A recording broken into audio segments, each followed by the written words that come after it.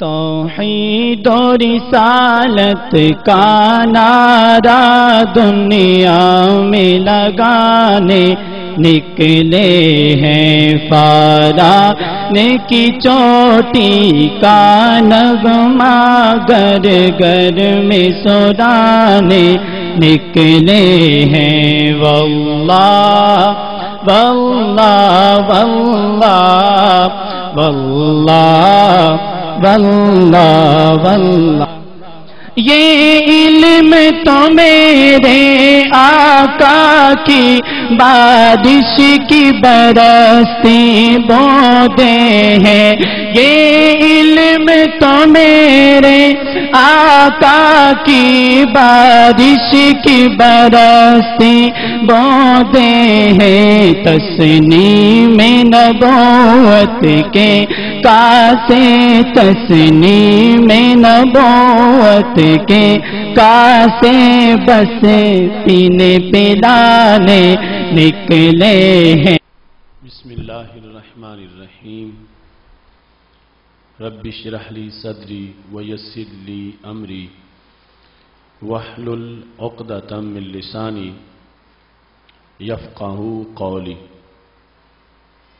احمدک اللہم یا مجیب کل سائل والصلاة والسلام علی من هو افضل الوسائل وعلى آلہ واصحابہ ذوی الفضائل،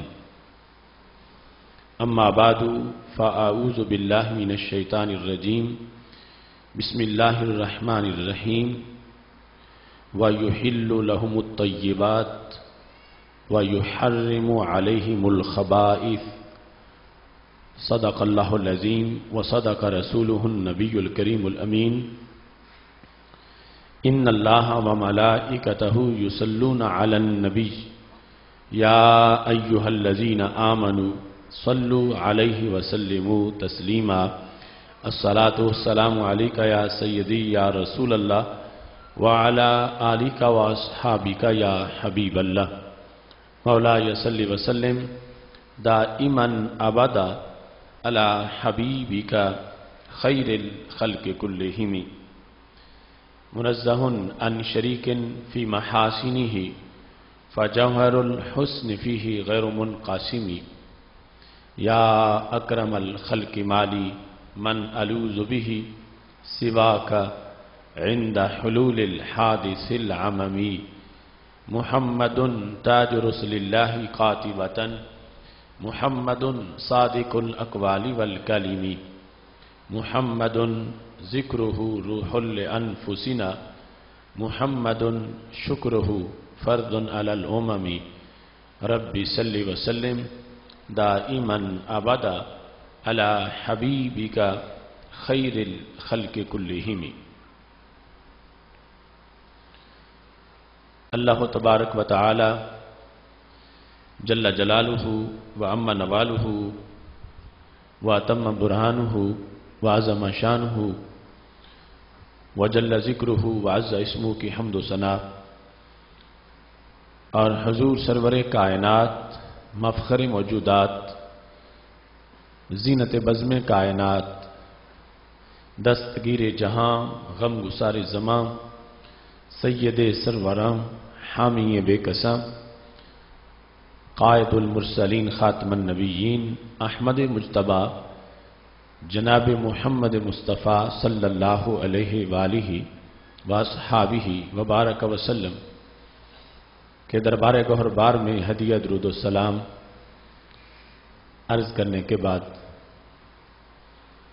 رب ذوالجلال کا کروڑوں بار شکر ہے کہ اس نے ہمیں رمضان المبارک کے پاکیزہ لمحات عطا فرمائے ہیں اور عشرائے مغفرت کی سوغات عطا فرمائی ہے۔ اسی کے فضل اور اس کی توفیق سے ادارہ صراط مستقیم پاکستان کے زیر اہتمام گوجرانوالا کی سرزمین پہ 18ویں سالانہ فہم دین کورس میں آج ہماری گفتگو کا موضوع ہے حلال اور حرام کی پہچان۔ میری دعا ہے خالق کائنات جل جلالہ ہم سب کو حلال و حرام کی پہچان بھی عطا فرمائے اور حلال کا قرب اور حرام سے مزید دوری عطا فرمائے، اپنی رضا کے کاموں کی ادائیگی اور اپنی ناراضگی کے اعمال سے ہمیں اجتناب کی توفیق عطا فرمائے۔ آج کا موضوع ویسے تو ہر موضوع اسی موضوع کا ایک حصہ ہے، اس واسطے کہ پورا دین حلال و حرام کی پہچان کرواتا ہے، اور سید عالم نور مجسم شفیع معظم صلی اللہ علیہ وسلم کی دنیا میں جلوہ گری اور دیگر تمام انبیاء کرام علیہ السلام کی آمد کا مقصد بھی یہی تھا کہ وہ لوگوں کو یہ بتائیں کہ حرام کیا ہے اور حلال کیا ہے، تاکہ لوگ حرام سے دور رہ کر اور حلال کے قریب جا کر اس کی ادائیگی سے رب ذوالجلال کا قرب حاصل کر سکیں۔ سید عالم نور مجسم شفیع معظم صلی اللہ علیہ وسلم نے اعلان نبوت کے بعد اپنی تبلیغ کا موضوع حلال و حرام کے ہمہ جہت بیان پر مرکوز کیا۔ اس بنیاد پر کوئی مومن بھی ایسا نہیں ہے کہ جو حالت ایمان میں زندگی بسر کر رہا ہو اور اسے اس موضوع کی ضرورت نہ ہو۔ ہر بندہ ہی محتاج ہے کہ اسے پتہ ہو حلال کیا ہے اور حرام کیا ہے۔ اس بنیاد پر ہر شخص پر یہ فریضہ عائد ہوتا ہے کہ اسے حلال و حرام کی خبر ہو، یعنی حلال و حرام کی پہچان یہ ایسا سبجیکٹ نہیں ہے کہ کوئی کر لے کوئی نہ کرے۔ اس کے لیے ہر شخص جس شعبہ زندگی میں رہ رہا ہے اس کے حلال و حرام کو پہچاننا اور اس کے علاوہ بالغ پر جو احکام مرتب ہوتے ہیں متوجہ ہوتے ہیں ان کے لحاظ سے حلال و حرام کی پہچان اتنی ضروری ہے کہ انسانی زندگی میں شاید اتنی اور کوئی چیز بھی ضروری نہ ہو۔ بعض چیزوں کی ضرورت آپ کو سال میں ایک مرتبہ پڑتی ہے، بعض چیزیں ایسی جن کی ضرورت شاید زندگی میں ایک مرتبہ پڑتی ہو، بعض کی سال میں، بعض کی مہینے میں، بعض کی ہفتے میں، بعض کی روزانہ، مگر حلال و حرام کی پہچان کی ضرورت انسان کو زندگی کے ہر سیکنڈ میں ہوتی ہے۔ اگر کوئی ایک سیکنڈ بھی ایسا نہیں ہے کہ جس میں وہ حلال و حرام کی پہچان سے بیگانہ ہو کر اپنی ایمانی زندگی بسر کر سکے۔ ہر منٹ میں اس کے لیے یہ جاننا ضروری ہے، اگرچہ تمام حلال و حرام کا اسے پتہ نہ ہو، لیکن جس ماحول میں رہ رہا ہے اپنے دائیں بائیں کے لحاظ سے اس کو یہ لازم ہے، اور اس پر ہر مومن کاربند ہوتا ہے کہ وہ کچھ چیزوں کو حلال سمجھتا ہے، کچھ کو حرام سمجھتا ہے، اور اس پر برقرار رہتا ہے، ہر سیکنڈ اس کی پابندی کرتا ہے، اور حرام کو حلال نہیں کرتا، حلال کو حرام، یعنی یہ کسی کے بس میں ہی نہیں ہے، بلکہ اپنے عمل کے لحاظ سے وہ اس پر پوری طرح کاربند رہتا ہے۔ اگرچہ بہت سی چیزیں عوام کے لحاظ سے ایسی بھی ہیں کہ کسی کو پتہ نہ ہو کہ فلاں مسئلے میں حلال کیا ہے یا حرام کیا ہے، لیکن بہت سی چیزیں ایسی عوام کو بھی معلوم ہیں کہ جس کے پیش نظر ہر دن ہر رات میں اسے پتہ ہے کہ میرے لیے کیا حلال ہے، میرے لیے کیا حرام ہے، اور اس حلال و حرام کی پابندی کرتے ہوئے وہ اپنی زندگی بسر کرتا ہے، اور حقیقت میں یہی انسانیت ہے اور یہی ایک مسلمان کا ترہ امتیاز ہے کہ یہ خواہش کا پجاری نہیں ہوتا، خواہش کا مریض نہیں ہوتا، یہ اپنے رب کے حکم کا پابند ہوتا ہے، یہ رسول اللہ صلی اللہ علیہ وسلم کی شریعت کا پابند ہوتا ہے۔ اسی بنیاد پر اس کو عظمت ملتی ہے اور اسی بنیاد پر حیوانوں، ڈنگروں اور چوپایوں سے اس کی شان بڑی ہے کہ وہ بھینسیں، گائیں، گھوڑے، گدھے چلتے پھرتے اپنی خواہش سے، اپنی مرضی سے جدھر چاہیں دوڑ لگا دیں، جدھر چاہیں جو چاہیں کھا لیں، اگر کوئی روکنے والا نہ ہو، ہر طرف منہ ڈالتے پھریں۔ لیکن بندہ مومن چوپایوں کی طرح نہیں، جانوروں کی طرح نہیں، اپنی مرضی پر نہیں، اپنے رب کی مرضی پہ چلتا ہے۔ شریعت جسے حلال کا ہے اسے حلال سمجھتا ہے، شریعت جسے حرام کا ہے اسے حرام سمجھتے ہوئے اپنی زندگی میں یہ رنگ بھرتا ہے۔ اس وجہ سے چوپائے زندگی بسر کر کے چلے جائیں تو ان کی کوئی عظمت نہیں، ان کے لیے کل فردوس کے بالا خانے نہیں۔ لیکن انسان جس وقت مکلف رہ کر پابندی کر کے رب کا کہنا مان کے نبی علیہ السلام کے فرمان کے زیر سایہ رہ کے زندگی بسر کرتا ہے تو اس کے لیے فردوس کے بالا خانوں کی مہمانی موجود ہے۔ اس بنیاد پر انسانی زندگی کا راز، انسانی زندگی کا ترہ امتیاز اور انسانی زندگی کا وقار اس میں ہے کہ اس کو حلال و حرام کا پتہ ہو اور پھر اس کے مطابق اپنی زندگی بسر کرے۔ صرف پہچان ہی کافی نہیں، پہچان کے بعد اس کے مطابق زندگی بسر کرنا بھی ضروری ہے۔ ایک شخص کو اتنا پتہ ہو کہ یہ کنواں ہے لیکن اس کے باوجود بھی اس میں چھلانگ مار جائے تو اس پتہ ہونے کا فائدہ کیا ہوا؟ اس کو پتہ ہے کہ یہ آگ ہے اور اس کے باوجود بھی اس میں داخل ہو جاتا ہے تو پھر اس کو یہ معلوم ہونے کا فائدہ کیا ہوا؟ اس بنیاد پر اسے یہ بھی معلوم ہو کہ حلال و حرام کیا ہے، حرام کی شناخت جب ہو تو اس کے بعد پھر اس سے اجتناب کرنا، اپنے آپ کو بچا کے رکھنا، یہ بہت ضروری ہے۔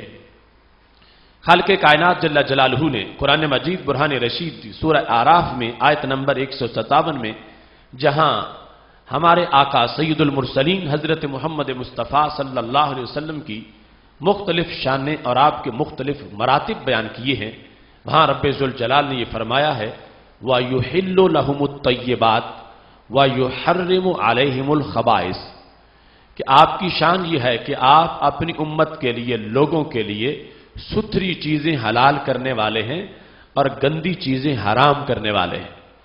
آپ کی ابتدائی، بنیادی، ممتاز اور اہم منصب جو ہے ان میں سے یہ ہے کہ رب ذوالجلال نے آپ کو اس لیے بھیجا ہے کہ آپ لوگوں کے سامنے حلال حرام کو واضح کریں، بلکہ آپ کو یہ اتھارٹی حاصل ہے کہ اپنی طرف سے حلال بھی کر دیں چیزوں کو، حرام بھی کر دیں۔ جس طرح کہ رب ذوالجلال خود شارع ہے، ایسے ہی نبی اکرم صلی اللہ علیہ وسلم بھی شارع یعنی شریعت والے ہیں۔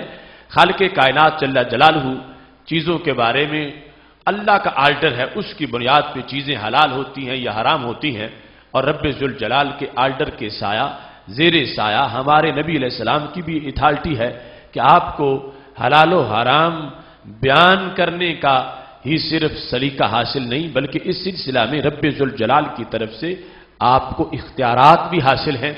اس بنیاد پر آپ نے ایک موقع پر فرمایا تھا انی حرمت المدینۃ حراما، اے اللہ میں نے مدینہ شریف کو حرم بنا دیا ہے، اور میں نے جس طرح حضرت ابراہیم علیہ السلام کی دعا پر مکہ شریف کو حرم بنایا گیا، میں نے مدینہ شریف کو حرم بنا دیا ہے، اور میں نے اس میں احترام کے پیش نظر بہت سی چیزیں لوگوں پر حرام کر دی ہیں۔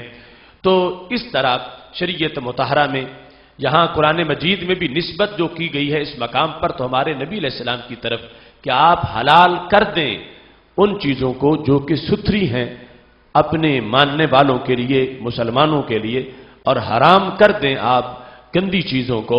تو اس بنیاد پر سید عالم نور مجسم شفیع معظم صلی اللہ علیہ وسلم کا یہ منصب ہے کہ آپ حلال و حرام کے لحاظ سے حکم دیتے ہیں اور اس کے لحاظ سے اپنی امت کو مطلع فرمانے والے ہیں کہ کیا چیز، کیا کیا تمہارے لیے حلال ہے اور کیا کیا حرام کر دیا گیا ہے۔ حقیقت میں جو وحی کا نزول تھا اس کا مقصد یہ تھا کہ رب ذوالجلال کی طرف سے بندوں کو بتا دیا جائے کہ رب راضی کیسے ہوتا ہے اور ناراض کیسے ہوتا ہے۔ تو وہ رضا اور عدم رضا کے لیے حلال و حرام کو واضح کیا گیا کہ حلال کے قریب جائیں گے تو راضی ہوگا، حرام کے قریب جائیں گے تو ناراض ہو جائے گا۔ ہر وحی کا یہی موضوع رہا، ہر دور کے اندر یہی سبق پڑھایا جاتا رہا۔ یہ شان ہے ہمارے قرآن کی کہ رب ذوالجلال نے اس میں سب کچھ ہی بیان کر دیا اور فرمایا الیوم اکملت لکم دینکم واتممت علیکم نعمتی ورضیت لکم الاسلام دینا، کہ آج میں نے تمہارے لیے تمہارے دین کو مکمل کر دیا ہے، اور حلال و حرام کے بیان کے لحاظ سے یعنی قیامت تک جتنی بھی چیزیں ہیں رب ذوالجلال نے ان سب کے لیے یہ جامع وحی اس امت کو عطا فرما دی ہے۔ اس بنیاد پر ہر مومن کے لیے یہ ضروری نصاب ہے جس کو پیش نظر رکھ کے انسان کامیابی کے مراحل حاصل کر سکتا ہے، اور اسی کی بنیاد پر ہی اس کی ساری کمائی کا کوئی فائدہ ہو سکتا۔ اگر کوئی بندہ حلال و حرام کے لحاظ سے پابندی نہیں کرتا، اس کی نماز، اس کا روزہ، حج، زکوٰۃ، ان ساری چیزوں کے لحاظ سے اس کی جو کمائی ہے وہ ختم ہو جاتی ہے۔ اس امپارٹنس کے پیش نظر آج ہمارے لیے یہ ضروری ہے کہ ہم اس موضوع کو اس لحاظ سے بھی سنیں کہ بڑی مشکل سے جو روزہ رکھتے ہیں اور محنت سے نماز پڑھتے ہیں اور راتوں کو قیام کرتے ہیں اور بڑی انتظار کے بعد زندگی میں حج کرتے ہیں، تو یہ تمام اعمال صالحہ ان کی بقا، ان کا فائدہ بھی تبھی ہے جب ہم حلال و حرام کے لحاظ سے پابندی کرنے والے ہیں، اور جو شخص ان حدود کو پامال کر دیتا ہے اس کی ساری بندگی رائیگاں چلی جاتی ہے۔ خالق کائنات نے بار بار قرآن مجید برہان رشید میں حدود کا احترام سکھایا ہے اور یہ فرمایا ہے تلک حدود اللہ فلا تقربوها، یہ اللہ کی حدیں ہیں، ان کے قریب مت جاؤ، یعنی قریب جاؤ گے تو ارتکاب کر بیٹھو گے۔ فلا تعتدوها بھی فرما کہ تجاوز نہ کرو۔ تو احترام حدود کا وہ حلال و حرام کے سمجھے بغیر نہیں ہو سکتا۔ ایک موقع پر جب صحابہ کرام علیہم رضوان حضرت سعد بن ابی وقاص رضی اللہ تعالیٰ عنہ کی غیرت کا تذکرہ کر رہے تھے تو ہمارے آقا صلی اللہ علیہ وسلم نے فرمایا انا اغیر منہ، میں حضرت سعد سے بڑا غیرت والا ہوں، واللہ اغیر منی، میرا رب مجھ سے بھی بڑا غیرت والا ہے۔ جب یوں غیرت کا بیان ہونے لگا تو صحابہ کرام علیہم رضوان نے پوچھا یا رسول اللہ صلی اللہ علیہ وسلم، رب کی بھی غیرت آپ نے بیان کی کہ اللہ غیرت والا ہے، تو اللہ کی غیرت کیا ہے؟ یعنی ہم سمجھتے ہیں غیرت کچھ رشتوں کی وجہ سے ہوتی ہے، تو وہ رب ایسے رشتوں سے پاک ہے، اس کی غیرت کیا ہے؟ تو ہمارے آقا صلی اللہ علیہ وسلم نے فرمایا کہ اللہ کی غیرت یہ ہے کہ اس نے حدود بنائی ہے، کچھ چیزوں کو حلال کہا ہے، کچھ کو حرام کہا ہے، اور اس نے حدیں قائم کر دی ہیں۔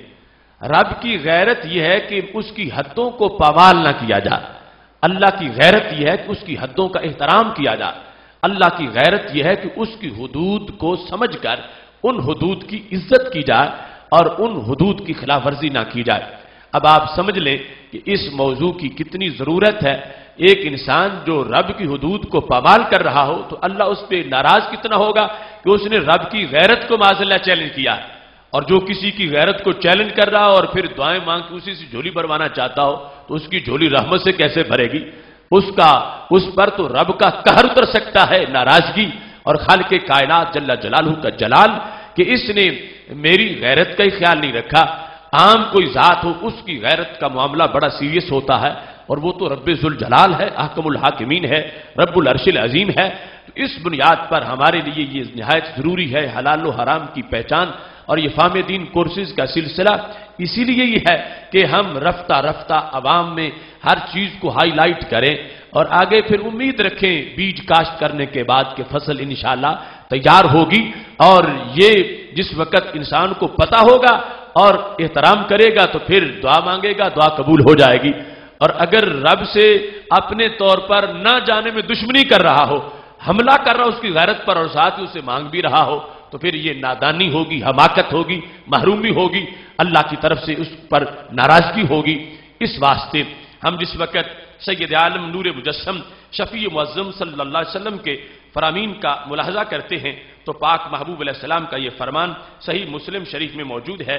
ہمارے محبوب علیہ السلام ارشاد فرماتے ہیں الرجل یطیل السفر، ایک شخص لمبا سفر کرتا ہے، اشعث اغبر، پراگندہ حال ہے اور غبار آلود ہے، یمد یدیہ الی السماء، اپنے ہاتھ اس طرح آسمان کی طرف پھیلا کے دعا مانگتا ہے، یا رب اے اللہ مجھے یہ عطا کر دے. لیکن صورتحال کیا ہے؟ مطعمہ حرام، پیٹ میں لقمہ حرام ہے، کھاتا ہے تو کھانا حرام کھاتا ہے، ومشربہ حرام، اور پانی پیتا ہے تو حرام پیتا ہے. یعنی تو یا تو وہ مشروب ہے ہی جو شرعن حرام ہے یا چوری کر کے پی جاتا ہے، اور ملبسو حرام، جو لباس پہنا ہے وہ بھی حرام ہے. یا تو بنائی ایسی چیز کیا جس کو شریعت نے ریشم کو حرام قرار دیا، یا پھر جن پیسوں سے خریدا ہے وہ پیسے حلال کے نہیں تھے، حرام کے تھے. اب میرے نبی علیہ السلام فرماتے ہیں مانگتا ہے رب سے گڑ گڑا کے، ہے بھی مسافر، اور مسافر کے لیے رحمتوں کا کوٹا مخصوص ہوتا ہے. اور یہاں جو الفاظ ہیں اس سے پتہ چلتا ہے کہ وہ حالت احرام میں ہے اور حج پہ گیا ہوا ہے. سفر لمبا ہے، اشعث، بال بکھرے ہوئے ہیں، اغبر، اور بدن پہ غبار ہے، اور رب سے دعا مانگ رہا ہے یا رب یا رب. یعنی اور تو اور رہا وہاں جا کر مقدس وادیوں میں، عرفات میں، مزدلفہ میں، اور حرم کے ارد گرد اور مسجد حرام میں دعا مانگ رہا ہے. لیکن صورتحال کیا ہے؟ میرے نبی علیہ السلام فرماتے ہیں حلال و حرام کا امتیاز نہیں تھا، حرام کا ارتکاب کرتا رہا. کھایا ہے تو حرام کھایا ہے، پیا ہے تو حرام پیا ہے، پہنا ہے تو حرام پہنا ہے. وَغُذِيَ بِالْحَرَامِ، اور حرام کی اس کو غذا دی گئی ہے. فرمایا فَأَنَّا يُسْتَجَابُ لِذَالِكَ، پھر دعا اس کی کہاں سے قبول ہوگی؟ دعا اس کی کیسے قبول ہوگی؟ اَنَّا يُسْتَجَابُ لِذَالِكَ، اس بندے کی رب کیسے سنے گا؟ یعنی رب سن کے قبول کیسے کرے گا؟ یعنی اس نے رب کی غیرت کا خیال نہیں رکھا، رب ذوالجلال کا جو دیا ہوا نظام ہے اس کو پیش نظر نہیں رکھا، اور خالق کائنات جل جلالہ نے جو قرآن بھیجا تھا اس کو سمجھا ہی نہیں، اس سے پوچھا ہی نہیں کہ کھانا کیا ہے، پینا کیا ہے، پہننا کیا ہے. رب ذوالجلال نے فرمایا وَأَنزَلْنَا إِلَيْكَ الذِّكْرَ لِتُبَيِّنَ لِلنَّاسِ مَا نُزِّلَ إِلَيْهِمْ وَلَعَلَّهُمْ يَتَفَكَّرُونَ. محبوب ہم نے آپ پر قرآن کو اس لیے نازل کیا تاکہ آپ لوگوں کو بیان فرما دیں کہ ان کے لیے اتارا کیا گیا ہے، کس چیز کو حلال کہا گیا، کس چیز کو حرام کہا گیا، تاکہ لوگ سوچ بچار کریں تو اس کے نتیجے میں عمل کریں. تو جو ادھر متوجہ نہیں ہوتا پہلے سنے گا دین کو، پھر سمجھے گا، سمجھ آئے گی تو پھر عمل کرے گا. اور یہ پہلا سٹیپ ہے. اگر قرآن و سنت کے واز میں آپ بیٹھتا ہی نہیں، دین کی بات سنتا ہی نہیں، تو پھر اس کو ہدایت کیسے ملے گی؟ اس بنیاد پر یہ آغاز ہے اور اس کے آگے انشاءاللہ اچھے نتائج ہیں. اب دیکھو انسان رب سے مانگنے کے لیے بےتاب ہے کہ رب مجھے دے دے، اور ادھر صورتحال کیا ہے کہ اس وقت حرام کا لقمہ ہے، حرام کا اس نے کپڑا پہنا ہے، یعنی اس کی کاروبار اس کا حرام ہے، بے و شرع ناجائز کرتا ہے. یہ ضروری نہیں کہ وہ سودی کاروبار کرتا ہو، اس کے علاوہ بھی لقمہ حرام کا ہو جاتا ہے جب بے باطل ہوتی ہے، اور بہت سے دیگر امور ہوتے ہیں جب ادھار اور آرڈر پہ چیزوں کا بنوانا اور تجارتی معاہدے یہ شریعت کے زیر سایہ نہیں ہوتے تو رزق حرام کا ہو جاتا ہے. اور جس وقت رزق حرام کا ہوتا ہے اس وقت اس بندے کے زبان سے جو لفظ نکلتا ہے رب ان کو پسند ہی نہیں کرتا. تو انا یستجاب لذالک، وہ جو سارے جہانوں کو رب کی رحمت کے سہارے جگانے آئے ہیں کہ امید رکھو رب کی رحمت کی. سرکار فرماتے انا یستجاب لذالک، اس کی کہاں قبول ہوگی؟ اس کی کیسے قبول ہوگی؟ اس نے قبولیت کے لیے سامان کون سا پیدا کیا ہے؟ اس بنیاد پر حلال و حرام کے لحاظ سے انسان جو ہے پہچان کر کے عمل کر کے اپنی سب سے بڑی جو حیثیت وہ حاصل کر سکتا ہے. اس واسطے کہ ایک شخص جو ہے وہ کہتا ہے میں جو محلے کا چودھری ہے اس سے میری الیک سلیک ہے، کوئی کہتا ہے جو ناظم ہے اس کو، کوئی کہتا ہے میں مختلف جو ब्यूरोक्रेसी के लोग हैं, उनसे मेरा आना जाना ताल्लुकात हैं। इंसान की सबसे बड़ी हैसियत और वैल्यू ये है कि उसका रब से रिश्ता बड़ा मजबूत हो। ये बोले तो वो सुन के कबूल कर ले। तो ये ताल्लुक जिस वजह से खराब हो जाए, उससे तो हर चीज खराब हो गई। और वो ताल्लुक क्यों खराब हो गया? वो ताल्लुक हराम की वजह से खराब हो गया कि हराम को अमलन हराम नहीं समझा। अगर अकीदा तन ना समझे फिर तो मुसलमान ही नहीं रहता। अगर उसके अकीदे में शराब जायज है तो फिर तो मुसलमान ही नहीं है। अगर उसके अकीदे में जिना जायज है तो फिर तो मुसलमान ही नहीं है। नहीं, अगर अकीदे में नाजायज है, अमल अकीदे में शराब को हराम समझता है, जिना को हराम समझता है, लेकिन अमलन ऐसा कर लेता है, तो फिर भी अब उसने अपना ताल्लुक रब से खराब कर लिया है। उसकी तो बड़ी वैल्यू थी। इसके रब ने फरमाया हुआ था, महबूब व इज़ा सालका इबादी अन्नी फइन्नी करीब उजीबु दावतद दाई इज़ा दान। मेरे बंदे महबूब जब तुझसे मेरे बारे में पूछें तो बता दो मैं करीब हूं। उजीबु दावतद दाई इज़ा दान, जब भी कोई दुआ करता है मैं दुआ करने वाले की दुआ को कबूल कर लेता हूं। उसने तो कोटा दिया बतौर खास इस उम्मत को सारी उम्मतों के मुकाबले में। हजरत काब अहबार कहते हैं, पहले सिर्फ अंबिया अलैहिस्सलाम को ये अल्लाह की तरफ से ऑफर थी, उदो अस्तजिब लक, ए नबी तू मांग मैं तुम्हें दूंगा। किसी उम्मती को ये रब ने शान नहीं बख्शी पहली उम्मतों में कि रब ने खुद कहलवा के दुआ करवाई हो कि मांग लो मुझसे मैं दूंगा। ये सिर्फ नबियों को कहा। इब्ने कसीर में है कि ये नबियों का कोटा था, मगर मेरे नबी अलैहिस्सलाम की शान पे कुर्बान जाऊं, सरकार के सद के उम्मत को भी कोटा मिल गया है। कुरान कहता है, वक़ाला रब्बुकुम उदऊनी अस्तजिब लकुम, कहा तुम्हारे रब ने मांगो मैं तुम्हें अता फरमा दूंगा। अब जिसने देना है वो खुद कहता है मांगो। इतना बड़ा कोटा दिया और फिर बंदा ऐसी उम्मत में हो कि फिर महरूम हो और मारा मारा फिरता रहे और उसकी दुआ कबूल ना हो। तो इस वास्ते जो ऐसे असबाब हैं उनमें से एक सबब यह है कि मेरे नबी अलैहिस्सलाम फरमाते हैं, अगर खाया हराम है, पिया हराम है, पहना हराम है, अन्ना युस्तजाबु लिज़ालिका, फिर दुआ उसकी कहां से कबूल होगी? तो फिर हमें अपने तौर पर मुकम्मल कोशिश करनी है कि हमारा ऐसे उमूर से किसी तरह का कोई आलूदगी का राबता ना हो। जो हराम है उसको मुकम्मल तौर पर अमलन भी अपने आप को दूर रखें, ताकि जो हमें सबसे बड़ा फायदा हासिल है कि वो रब जो शाह रग से भी करीब है और फरमाता आना इंदा ज़न्नि अब्दी बी, मेरा बंदा मुझे जितना करीब समझे मैं उतना ही करीब हूं। तो इंसान का हर वक्त उस रब के साथ जो राबता है वो बहाल भी हो, पक्का भी हो कि जब जरूरत पड़े फौरन उसको याद करे और रहमतें शामिल हाल हो जाएं। तो ये तब है जिस वक्त वो हराम से का इर्तिकाब नहीं करेगा, हराम से दूर रहेगा। तो ये इंसान के लिए बहुत बड़ी सादत है और इसकी बुनियाद पर उसकी मुश्किलें हल और इसकी बुनियाद पर उसे दुनिया में भी सुरूर मिलेगा, उकबा में भी, और फिरदौस के बाला खानों में भी आराम मुयस्सर आएगा। सैयद आलम नूर मुजस्सम शफी मुअज़्ज़म सल्लल्लाहु अलैहि वसल्लम से संद सही से यह साबित है, ये जो मैंने तमहीद में दूसरी बात की कि हमारी जितनी भी इबादात हैं उनका भी भरम तभी है जब हराम से हम दूर रहेंगे। अगर कोई कहता है कि मैं नमाज जी भर के पढ़ूंगा, रोजे भी पूरे रखूंगा, हज भी कर लूंगा, उम्रा हर महीने करूंगा और मैं सदका खैरात करूंगा, ज़कात देता रहूंगा, लेकिन साथ कुछ हराम का भी इर्तिकाब करता रहूंगा, तो माज़अल्लाह जिसने हराम को ना छोड़ा उसकी नमाज, रोजा, हज, ज़कात किसी चीज की उसको क़यामत के दिन कोई इफादियत नहीं है और कोई उसकी वजह से उसका छुटकारा नहीं होगा।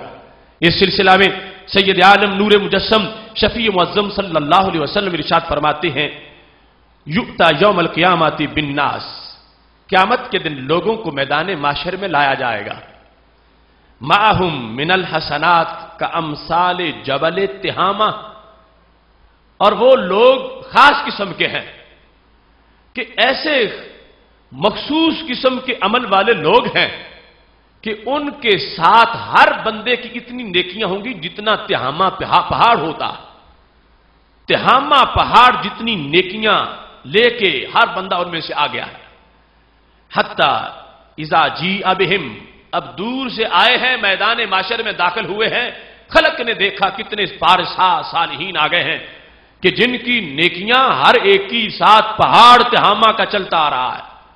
اب قریب آتے جائیں گے جس وقت لوگ ان کو دیکھیں گے وہ نیکیاں گھل مل جائیں گی، یہاں تک کہ حتی اذا جیء بہم جعلہم ھباء منثورا. اور جب ان کو بالکل رب ذوالجلال کے سامنے لایا جائے گا تو وہ تہامہ پہاڑ جتنی نیکیاں، وہ جو کئی ایکڑوں میں پھیلا ہوا ہے، وہ تہامہ پہاڑ کی نیکیاں ھبائے منصور بن جائیں گی، ریزہ ریزہ. ھباء منصورا یہ ہے کہ سمجھنا ہو کمرہ بند ہو، اندر اندھیرا ہو، باہر سے سورج کی کرن اندر داخل ہو رہی ہو تو اس میں جو باریک باریک ذرے اڑتے نظر آتے ہیں وہ چھوٹے چھوٹے ذرات. ثواب تھا کتنا؟ تہامہ پہاڑ جتنا. بن کتنا گیا ہے؟ کوئی حیثیت ہی نہیں رہی، ایک بے مقدار ذرہ بن گیا. سب اب فارغ ہو گئے ہیں. نیکیوں نے جنت لے جانا تھا وہ پہلے ہی سب ختم ہو گئی. آئے ہیں میدان محشر میں اور اتنی نیکیاں ہیں، ان کی بوریاں اور چھوٹی چھوٹی گچھڑیاں نہیں، تہامہ پہاڑ اتنی نیکیاں ہیں، مگر سب منحل ہو گئی ہیں اور کوئی بھی نیکی باقی نہیں رہی. اب جس وقت یہ صورتحال ہوگی تو ہمارے نبی علیہ الصلوۃ والسلام فرماتے ہیں ثم یقذف بہم فی النار، انہیں اٹھا کے جہنم میں پھینک دیا جائے گا. جلوہ گر ہوئے میدان معاشر میں تو 7 نیکیاں تہامہ پہاڑ جتنی، مگر رزلٹ کے لحاظ سے اب کیا ہوا؟ جہنمی قرار پائے ہیں. تو میرے محبوب علیہ الصلوۃ والسلام سے کہا گیا قیل یا رسول اللہ صلی اللہ علیہ وسلم کیف ذاک، یہ پھر کیا ہو جائے گا؟ نیکیاں تہامہ پہاڑ جتنی اور مقدر میں جہنم، ایسے کیوں ہو جائے گا؟ تو میرے نبی علیہ الصلوۃ والسلام نے جواب دیا کانو یصلون، یہ جن کی تمہیں میں نے بات سنائی ہے کہ اتنی نیکیاں لے کے آئیں گے میدان معاشر میں تہامہ پہاڑ جتنی، یہ کون لوگ ہیں؟ یہ وہ نہیں ہے جو بے نماز تھے، یہ وہ نہیں جو روزہ نہیں رکھتے تھے، یہ وہ نہیں ہے جنہوں نے کوئی حج نہ کیا ہو، یہ وہ ہیں جنہوں نے نمازیں پڑھی تھیں ٹھیک ٹھاک پابندی کے ساتھ، روزے بھی رکھے تھے اور کانو یصلون نماز پڑھا کرتے تھے، وَيَصُومُونَ روزہ رکھا کرتے تھے، وَيُزَكُّونَ زکات دیا کرتے تھے، وَيَحُجُّونَ حج کیا کرتے تھے. یہ سب کچھ ان کا نامہ اعمال بھرا ہوا تھا.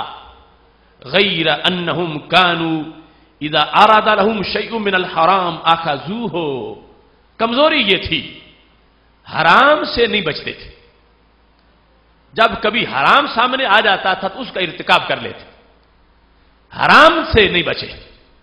نمازیں پڑھی، ظاہر ہے آرام چھوڑا، کام چھوڑا، گھر چھوڑ کے حرم میں گئے، حج کیا، زکات اپنا کمایا ہوا مال رب کے رستے میں دیتے رہے اور روزے رکھے، بھوک پیاس برداشت کی.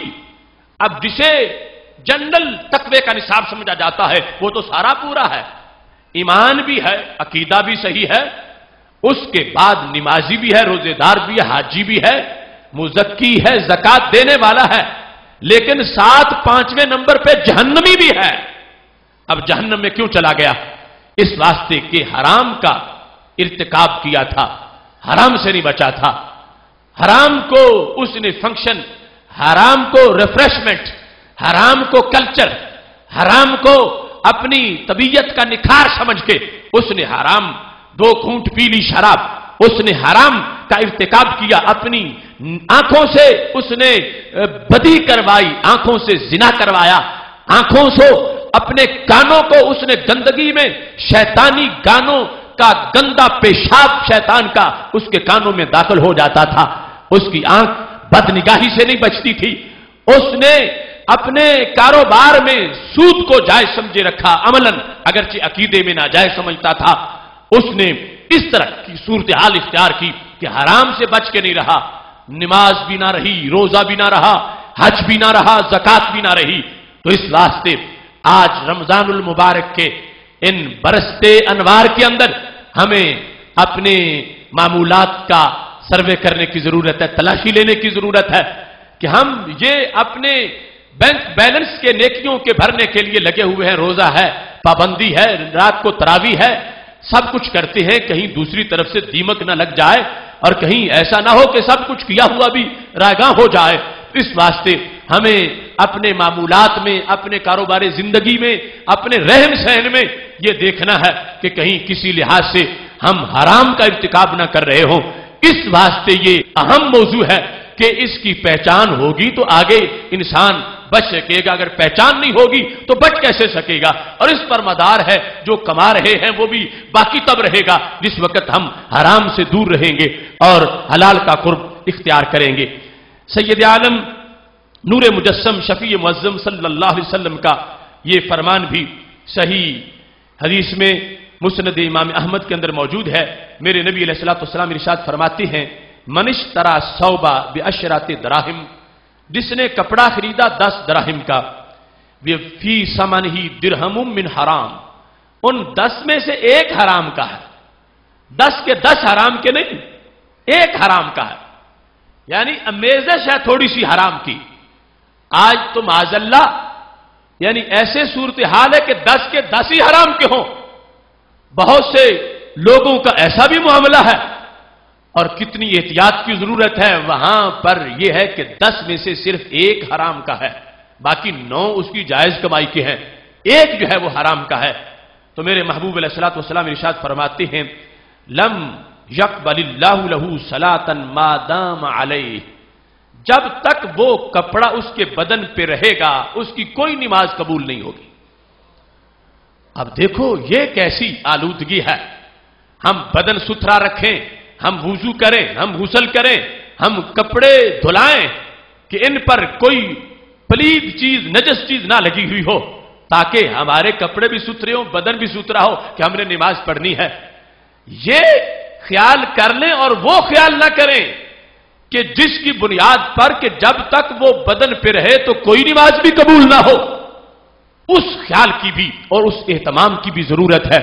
اس واسطے آج امور حیات کے اندر ایک نہیں، 100 نہیں، ہزاروں ایسے مسائل ہیں کہ جن کی طرف ہمیں توجہ کی ضرورت ہے، جس کے نتیجے میں ہم حرام سے بچ سکتے ہیں اور رب ذوالجلال کی رحمتوں کا حصول ہو سکتا ہے. اس سلسلہ میں چند مثالیں عرض کرتے ہوئے اس موضوع کی اہمیت کی آپ کے سامنے اپنی گفتگو کو سمیٹنے کی کوشش کرتا ہوں. صحیح مسلم شریف میں سید عالم نور مجسم شفیع معظم صلی اللہ علیہ وسلم کا ایک فرمان ہے، حدیث نمبر 4058. میرے محبوب علیہ الصلوۃ والسلام نے ایک شخص کو خیبر کا گورنر بنایا. جب خیبر فتح ہو گیا تو صحابی تھے، ان کو وہاں کا عامل بنایا. وہ آئے اور خیبر سے کھجوریں لے کر آئے، بے تمرن جنیب، بڑی اچھی اور عمدہ کھجوریں خیبر کی. تو نبی اکرم صلی اللہ علیہ وسلم نے انٹرویو کیا اور بتایا ان کو، اور نصاب قیامت تک کے مسلمانوں کو عطا فرما دیا. فرمایا اکلو تمر خیبرا ہاکذا، کیا خیبر کی ساری کھجوریں ایسی ہیں؟ بڑی موٹی بھی ہیں، بڑی اچھی بھی ہیں، بڑی عمدہ کھجوریں ہیں. تو صحابی کہنے لگے لا یا رسول اللہ صلی اللہ علیہ وسلم، ساری ایسے نہیں، خیبر کی کھجوریں کچھ ردی بھی ہیں، وہ اتنی معیاری نہیں جتنی یہ ہے. یہ تو نمبر 1 کھجور ہے خیبر کی، اس سے گھٹیا کھجوریں بھی ہیں. اور بطور خاص کہنے لگے کہ ایک تو کھجور ایسی ہے جو وہاں پہ چلتی ہے، واللہ یا رسول اللہ صلی اللہ علیہ وسلم ان لنأخذ الساع من هذا بالساعین، کہ جس وقت ہم وہاں پہ کاروبار کرتے ہیں نا، تو یہ جو کھجور میں نے دکھائی ہے یہ ایک ٹوپا اس کے 2 ٹوپوں کے برابر ہوتی ہے. سا کا حقیقی معنی جو ہے وہ ہے 4.5 سیر، یعنی یہ جو ہے کھجور یہ 4.5 سیر ہو تو دوسری کھجور 9 سیر ہو تو اس کو آپس میں برابر سمجھا جاتا. جس نے وہ کھجوریں لینی ہوں یہ دے کر 1 سا 2 لے لیتا ہے، یعنی نصف کا فرق ہے. یہ کھجور جو میں نے دکھائی ہے یہ 1 سا اس کے 2 سا کے بدلے میں ہوتی ہے. تو نبی اکرم نور مجسم شفیع معظم صلی اللہ علیہ وسلم نے جب یہ سنا، اب یہاں سے آگے بیان شریعت شروع ہو گیا. فرمایا فلا تفعل ایسا مت کرو. بعل جمع بالدراہم ثم ابتاع بالدراہم جنیبا. جمع کہتے ہیں ردی کھجور کو. فرمایا یوں نہ کرو کہ کسی نے اس کے پاس یہ جنیب کھجور اچھی نہیں ہے تو وہ لے آئے 2 ٹوپے اپنی اس ردی کھجور جمع کی اور 2 دے کے اس سے 1 لے لے. فرمایا یہ جائز نہیں ہے. پہلے اپنی وہ ردی کھجور پیسوں کی بیچو اور ان پیسوں سے پھر یہ اچھی کھجور خریدو. پہلے وہ ردی کھجور جو ہے اس کی بے پیسوں سے کرو اور پھر جو پیسے مل جائیں تمہیں اس ردی کھجور کے جو تم نے بیچی ہے اب یہ پیسے دو اور کسی اچھی کھجور والے سے اچھی کھجور لے لو پھر جائز ہوگا ورنہ یہ سود بن جائے گا. آج نئی دنیا نیا ماحول ماڈرن گلوبل ویلی لوگ کہتے ہیں بھائی بیع و شرائی کرنی ہے کچھ دینا ہے کچھ لینا ہے میں راضی میرا گاہک بھی راضی تو بس بات ہو گئی. لیکن شریعت کہتی ہے تو بھی راضی تیرا گاہک بھی راضی مگر تب بات ہوگی جب رب بھی راضی ہوگے اور مدینے والی سرکار بھی راضی ہوگی صلی اللہ علیہ وسلم. اب دیکھو کچھ لوگ یہ سوچ رکھتے ہیں کہتے ہیں یہ مسئلے ہم کوئی کہتا ہم کالے حرف نہیں پڑھتے ہم فلاں قسم کے حرف پڑھتے ہیں. کوئی کہتا ہے یہ دنیا داری کی باتیں ہیں کہ خرید و فروخت کی باتیں کی جائیں تو اس سے بڑا دین کیا ہوگا اگر یہ علم نہیں ہے اور یہ شریعت نہیں ہے اور یہ ضرورت نہیں ہے تو پھر میرے نبی علیہ الصلوۃ والسلام کیا فضول کام میں لگے رہے تھے معاذ اللہ.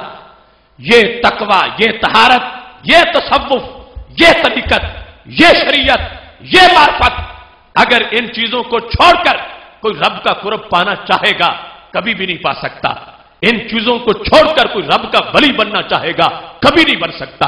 ان چیزوں کو چھوڑ کر جو عرفان اور معرفت کے دعوے کرے گا کبھی بھی نہیں ہو سکتا. اس واسطے کہ شریعت ہوگی تو پھر طریقت ہوگی شریعت کے زیر سایہ آگے امور کی وضاحت ہوگی. اس بنیاد پر اب کوئی کہتا ہے کہ یہ چھوٹے موٹے معاذ اللہ مسئلے ملاؤں کے بنائے ہوئے ہیں بس رب کی نماز پڑھو روزہ رکھو باقی یہ خریدنا بیچنا یہ ہماری اپنی مرضی ہے. نہیں ایسا ہرگز نہیں. جن کی اپنی مرضی چلتی ہے ان کو جنت نہیں ملتی اور جو بیچتے وقت دکانداری کرتے وقت وہ شریعت کو سامنے رکھتے ہیں تو دکانداری بھی کرتے رہتے ہیں جنت کی تیاری بھی کرتے رہتے ہیں. اب میرے نبی علیہ السلام کے دربار سے بڑا دربار کس کا ہوگا؟ بحث کس پہ ہو رہی ہے؟ بحث کھجور کی بیع پہ ہو رہی ہے اور بحث سود کے مسئلے پہ ہو رہی ہے. ایک ہے کھجور کا کھجور کے مقابلے میں بیچنا کھجور دینا کھجور لینا تو سرکار نے فرمایا اب برابر ہوگی. اگر زائد ہو تو سود بن جائے گا چونکہ جنس ایک ہے تو برابری ہوگی. اگرچہ ایک گھٹیا ہے ایک اعلیٰ ہے اگر آمنے سامنے اس کی فروخت کرنی آپس میں تو پھر دونوں طرف سے ٹوپا ہی ہوگا. ایک ٹوپا دو ایک ٹوپا لو 2 ٹوپے دو لو پھر برابر ہوگا. اگر کم زائد کرو گے تو سود بن جائے گا اور اگر یہ دیکھ رہے ہو کہ میرا تو نقصان ہو جائے گا کہ ردی بھی ٹوپا ہے اور عمدہ بھی ٹوپا ہے تو میں کیسے ردی کے مقابلے میں عمدہ ایک ٹوپا دے دوں تو دوسری طرف جو ہے وہ صورتحال سرکار نے مسئلے کا حل بھی بتا دیا. صرف اس میں کچھ محنت ہوگی کچھ وقت لگے گا کچھ بندے کے لیے مشقت ہوگی کہ پہلے اپنی ردی بیچے پیسے لے اور پھر پیسوں سے وہ اصلی جو عمدہ ہے خریدے. اس میں وقت لگے گا کچھ مصروفیت ذہنی ہوگی مگر رزق تو حرام نہیں ہوگا رزق حلال ہو جائے گا. اس بنیاد پر دیکھو میرے نبی علیہ الصلوۃ والسلام نے احسان کیا قیامت تک کے مسلمانوں پر. اب بات میں جنت ملتی ہے اور بات میں رب کا قرب ملتا ہے.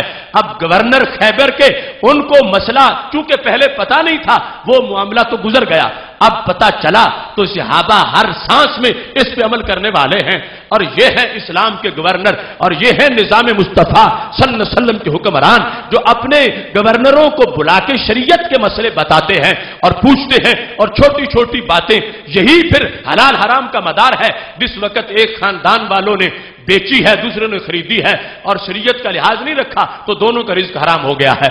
دونوں کا ہی حرام ہے, بیچنے والے کا بھی خریدنے والے کا بھی. اور اس میں عام لوگ سمجھتے ہیں شاید لاکھ دے کے 1.5 لاکھ لے تو یہ سود ہے. اب وہ تو ہے ہی, اس کے ساتھ بھی ہزاروں قسم کا سود ہے.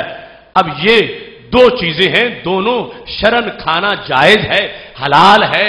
وہ کوئی جنس حرام نہیں ہے, کھجور کھائی جاتی ہے, لیکن سودا کرنے میں وہ کار کر لیا جس پہ رب راضی نہیں ہے. رب کہتا ہے میرے بندو کہ یہاں پر رب ذوالجلال نے وہ اس انداز میں خالق کائنات نے حرم الربا, سود کو حرام قرار دیا, اس کی مرضی ہے. احل اللہ البیع وحرم الربا, اس نے کہا بے تو حلال ہے مگر سود حرام ہے. اب وہ شارع ہے, وہ مرضی والا ہے, ہم نے تو اس کی مرضی ماننی ہے. اس نے بے کو حلال کہا, بے حلال ہے. اس نے سود کو حرام کہا تو سود حرام ہے. اب اس سود کی ہزاروں صورتیں ہیں. اب یہ سمپل سی مثال دیکھو. اب یہاں پر ایک عام یہی ویو ہو سکتا ہے کہ دیکھو کھجوریں ہی ہیں نا, نفس الامر میں تو بات جا کے ایک ہی بنے گی کہ ایک طرف 2 ٹوپے ہیں, دوسری طرف ایک ہے. 2 ٹوپوں کی قیمت جو ہے وہ اتنی ہے جتنی ایک ٹوپے کی ہے. یہی بات ہے حقیقت میں, مگر آپس میں بیع و شراء کریں گے تو حرام ہے. اگر درموں سے بیچ کے پھر خریدیں گے تو جائز ہے. آپس میں گندم کی بوری آپس میں وہ باقاعدہ وزن اور ٹوپوں سے موزن آپس میں برابر ہوگی.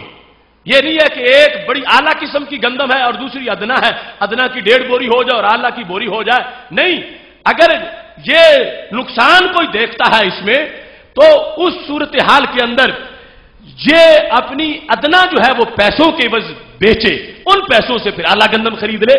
تو ہمارے نبی علیہ الصلوۃ والسلام نے فرمایا کہ اپنے ذہن کی شریعت کو سامنے نہیں رکھنا. لوگ اپنے ذہن پر فلسفے بنا کے کہتے ہیں کہ نفس الامر میں جو اس کی ویلیو ہے پیسوں کے لحاظ سے تو 2 ٹوپے ادنا اور 1 ٹوپا اعلیٰ یہ آپس میں پیسوں کے لحاظ سے برابر ہیں. ریٹ دونوں کا ایک ہے. مثال کے طور پر وہ اعلیٰ کھجور بھی 100 روپے کی ہے اور 2 ٹوپے ادنا بھی 100 روپے کی ہے, لیکن جب آپس میں بیچیں گے تو حرام ہے. جب وہ ردی 100 کے بدلے میں بیچ کے 100 سے اعلیٰ خریدیں گے تو پھر رب راضی ہے. اور یہی شریعت ہے اور یہ دین ہے کہ ہم نے اپنی مرضی سے کام نہیں کرنا, اپنے رب کی مرضی سے اپنی زندگی کو مکمل کرنا ہے. اس صورتحال کے اندر حلال و حرام کی پہچان کے لحاظ سے اب یہاں پر نفس الامر کے اندر جو پیسہ ہے اس کے لحاظ سے اگرچہ برابری تھی, لیکن شریعت چونکہ ناراض تھی, اس شریعت کے ذریعے سے جا کر رزق کی جو انتقال کی حیثیت ہے اس میں انسان کے لیے فائدہ ہے اور حرام سے بچے گا. اور اگر نہیں کرے گا شریعت کو سامنے رکھ کے کام تو پھر حرام کرے گا, اور حرام سے پھر نماز قبول نہیں ہوگی, روزہ قبول نہیں ہوگا, حج قبول نہیں ہوگا. تو پھر پتا چلا وہ دکانیں وہاں پہ ایک جالی لگی ہوئی ہے نمازوں کی قبولیت کی.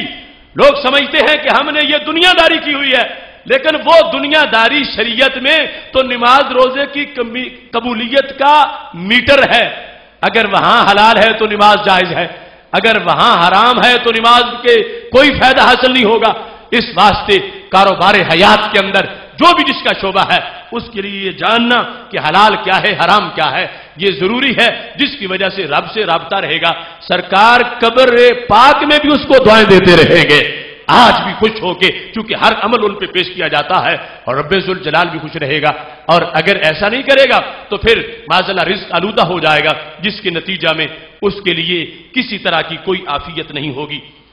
دوسرے مقام پر سید عالم نور مجسم شفیع معظم صلی اللہ علیہ وسلم کے صحابہ کا عمل, اس کی وضاحت میں تھوڑا سا میں اس کی 1-2 مثالیں عرض کر دوں.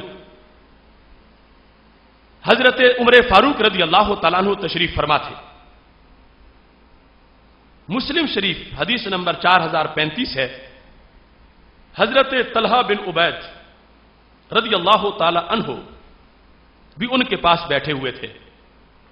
حضرت مالک بن اوس آئے, ان کے پاس سونا تھا اور وہ چینج کروانا چاہتے تھے، یعنی دینار تھے اور درم لینا چاہتے تھے، جس طرح پیسے چینج کروائے جاتے ہیں۔ تو انہوں نے کہا میں یسترف الدراہم، کون ہے جس کے پاس درم ہو وہ درم دے دے اور سونا لے لے۔ یہ مصرف جدید عربی میں بینک کو کہا جاتا ہے، تصریف چینج کرانے کو کہا جاتا ہے۔ تو انہوں نے کہا میں یسترف الدراہم، کون ہے جو کہ دراہم دے دے اور دینار لے لے، سونا لے لے اور چاندی اس کے مقابلے میں مجھے دے دے۔ اب یہاں پر اگرچہ جن سے دو ہیں مگر یہ معاملہ سمنیت کا ہے۔ جس وقت آپ نے وہ صحابی یہ کہنے لگے تو حضرت طلحہ نے جواب دیا کہ آرینا ذہبا کا، اپنا سونا مجھے دے دو، ثم اتنا، پھر میرے گھر آنا، اذا جاء خادمنا، جب میرا خادم آ جائے گا تو نوتے کا ورقہ کا، تو ان کی جتنی چاندی بنتی ہے چاندی تجھے دے دیں گے۔ سونا تم جو دینا چاہتے ہو، تبدیل کروانا چاہتے ہو چاندی کے ساتھ، سونا ابھی مجھے دے دو۔ تو خادم میرا باہر ہے، وہ آ جائے گا تو میں تمہیں گھر سے الماری سے اس سونے کی جتنی چاندی ملتی ہے، جتنے درم ملتے ہیں، میں وہ تجھے دے دوں گا۔ اب یہ بات دو صحابہ کے درمیان ہوئی، سیدنا عمر رضی اللہ تعالی عنہ سن رہے تھے۔ دیکھو نظام مصطفیٰ صلی اللہ علیہ وسلم کے حکمران کا مطالعہ۔ فقال عمر کلا، حضرت عمر نے کہا خدا کی قسم ایسا نہیں کرنے دوں گا، یہ ناجائز ہے۔ واللہ لتؤتین ورقہ او لتردن الیہ ذہبہ، اے طلحہ یہ جو تم نے سونا پکڑ لیا ہے، یا تو یہاں بیٹھے ہوئے چاندی ان کو دو، اور اگر یہاں بیٹھے چاندی نہیں دے سکتے تو پھر سونا ان کا واپس کر دو، چونکہ میرے نبی علیہ السلام نے سونے چاندی کی بے کے اندر ادھار سے منع فرمایا ہے۔ ادھار دنوں کا نہیں، مہینوں کا نہیں، گھنٹوں کا نہیں، چند منٹوں کا بھی ناجائز ہے۔ اسی مجلس میں اگر تمہارے پاس درم ہیں تو وہ دے دو اور سونا تم نے لے لیا، اور اگر نہیں ہے تو سونا واپس کرو، چونکہ ادھار جس وقت آئے گا تو پھر یہاں سونے چاندی کے مسئلے میں ادھار بھی ربا بن جاتا، ادھار بھی سود بن جاتا ہے۔ ویسے تو یہ ہے کہ جس وقت دو چیزوں کی جنس بدل جاتی ہے تو پھر ایک تھوڑی ہو دوسری زیادہ ہو، ان کی بے جائز ہے۔ چاول اور گندم کی بے ہو رہی ہو، ایک طرف 2 بوریوں دوسری طرف 10 بوریوں، کوئی بات نہیں، آپس میں بے جائز ہے، کم زیادہ چونکہ جنس بدل چکی ہے۔ اب یہاں پر ادھار کے لحاظ سے بھی اتنی سختی کی اور پابندی کی، طلا یا تو ابھی تمہیں چاندی دینا پڑے گی اور یا پھر ان کا سونا بھی واپس کر دو۔ تو حضرت طلحہ رضی اللہ تعالی عنہ نے اس بات کو سمجھا اور سونا واپس کر دیا، اور حضرت عمر رضی اللہ تعالی عنہ نے فرمایا سنو، حدیث ہے، میرے نبی علیہ السلام کا فرمان ہے البرکۃ بالذہب ربا الا ہاوہا، سونے چاندی کی آپس میں بے سود ہے مگر یہ ہاوہا، ایک ہاتھ سے دو دوسرے سے لے لو، ہاوہا کہ ایک سے دینا دوسرے سے لے لینا، اس طرح ہو تو پھر جائز ہے، ورنہ جائز نہیں ہے۔ اب اس پر اگر کوئی آج اڑتا ہے کہ پھر تو کاروبار بڑا مشکل ہے، تو اسے پھر کہو پھر جنت جانا بھی بڑا مشکل ہے، لیکن اگر اس چیز کو سامنے رکھو گے تو یہ ہے شریعت۔ دیندار ہونے کا مطلب کیا ہے؟ مسلمان ہونے کا مطلب کیا ہے؟ کلمہ گو ہونے کا مطلب کیا ہے؟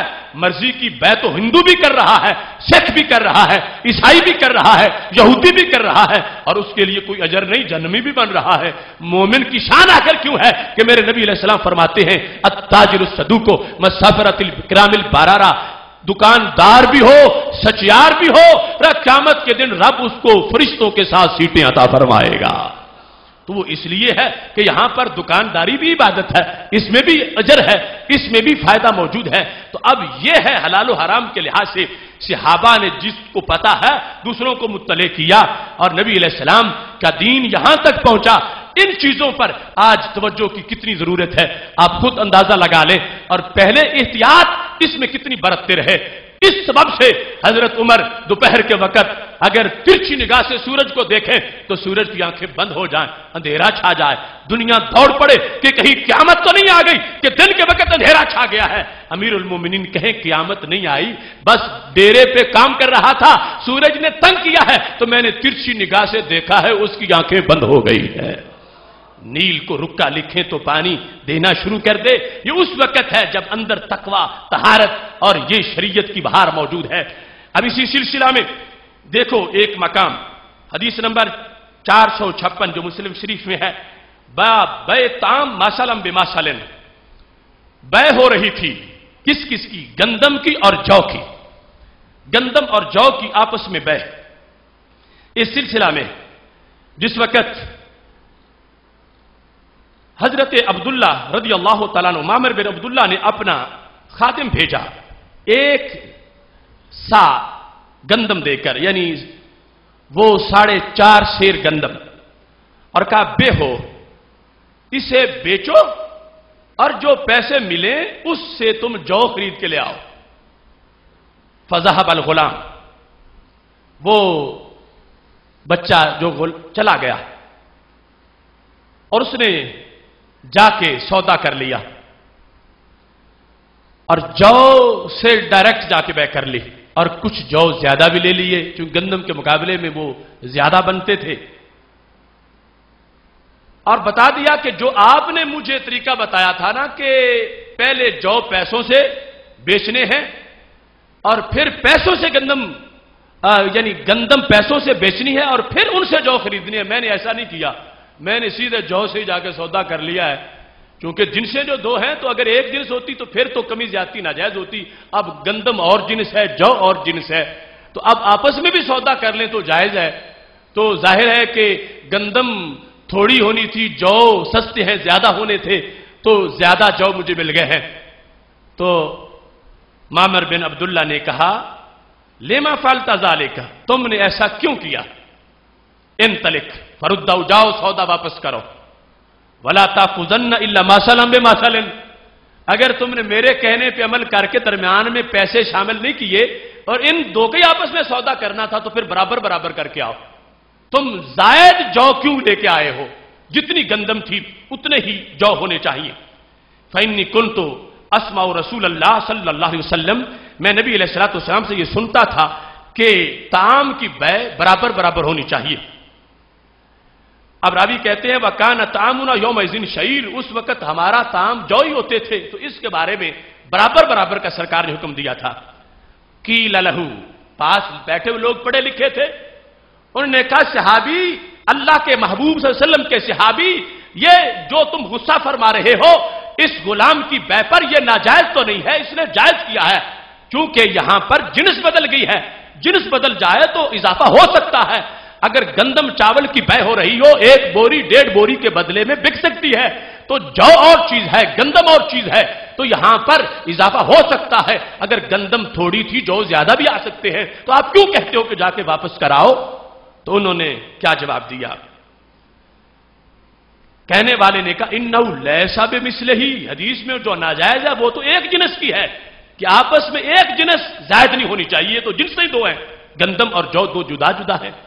تو ان کا جواب کیا تھا؟ کہتے انی اخاف ان یداریا، مجھے ڈر ہے کہ کہیں قیامت کے دن رب پکڑ نہ لے کہ جو کچھ نہ کچھ تو گندم جیسے ہی ہوتے ہیں نا، مجھے مشابہت کا خطرہ ہے، اگرچہ دنیا گندم کو گندم کہتی ہے، جو کو جو کہتی ہے، مگر یہ آپس میں بہن بھائی ہیں، قریب قریب ہیں، اور مجھے اس قربت کی وجہ سے یہ خطرہ ہے کہ کہیں پھر بھی سود نہ بن جائے، اس واسطے میں یہ چاہتا ہوں کہ پہلے گندم پیسوں سے بیچو پھر پیسوں سے جو خریدو۔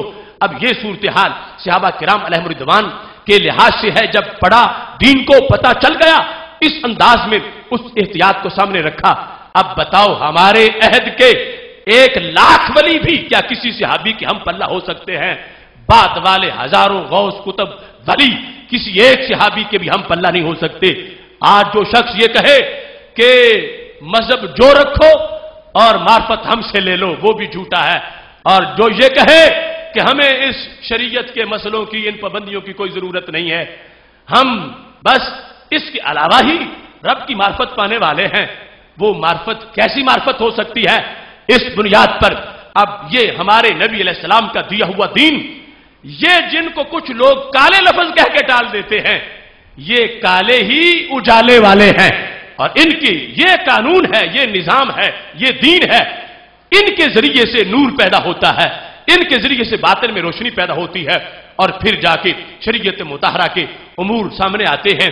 اور یہ چیزیں اب اس پہ بحث کرنا، کوئی لوگ کہتے ہیں ہم اللہ والے ہیں، یہ دکانوں کے مسئلے ہم نہیں چھیڑتے. تو سرکار سے بڑا اللہ والا کون ہوگا؟ سرکار کے صحابہ سے پڑا ہوا سرکار کے زیر سایہ بیٹھ کے کون ہوگا؟